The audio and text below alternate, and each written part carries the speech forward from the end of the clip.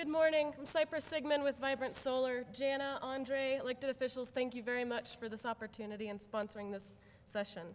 I'd like to start off by citing some very exciting news from the recent ACES report, Green Collar Jobs.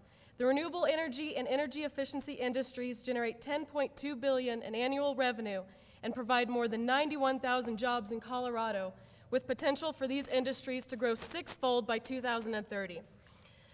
I would like to see this trend come to fruition, most certainly, as would all of us.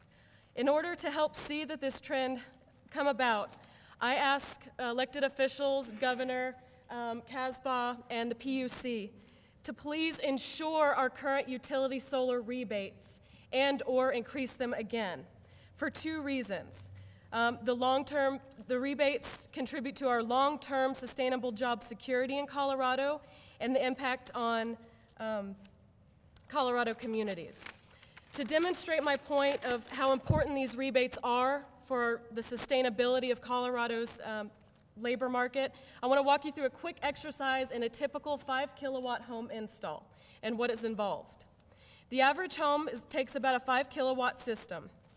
This process involves salespeople, designers, permitting and project managers, installers, electricians, inspectors, structural engineers, and suppliers, not to mention all the commerce that's generated from office suppliers, cell phone and computer technology, restaurants to feed the folks, and all the local sort of diverse economy that's related to having those businesses based here.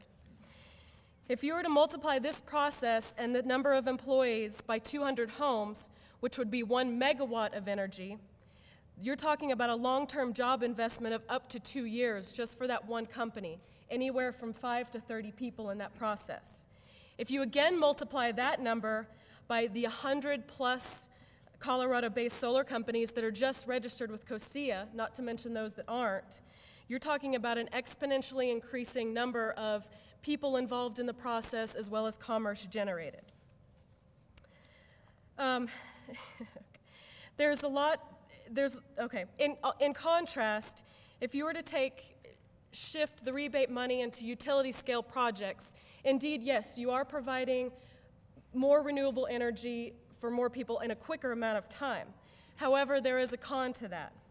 The typical utility scale install of 1 megawatt would only take a matter of months, and the typical average of employees for that job is 50 to 100 workers.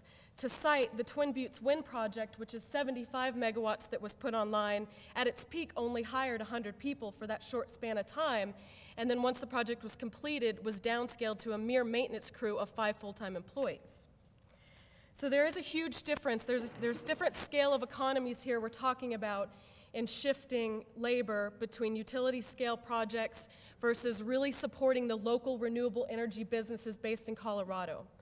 Another benefit would be that all the local businesses, you have all that commerce staying within the state versus utility, of which some of it I'm sure is going to Minneapolis, seeing that our utility is based out of state. And one more quick thing, if I may, if I can have just a second, please, if that's okay. There's a lot of other free things that come with supporting your Colorado businesses. You're getting free education, free civic involvement, innovation, excitement. I can't tell you how many installs I've been on. We have mothers, fathers, children standing around excited, wanting to get on the roof, kids wanting to grow up to be engineers, dads wanting to switch careers to renewable energy, mothers wanting to lobby for clean energy. You have all this free civic involvement where the utility scale, the government's having to throw money into public education, awareness, and hoping people get it.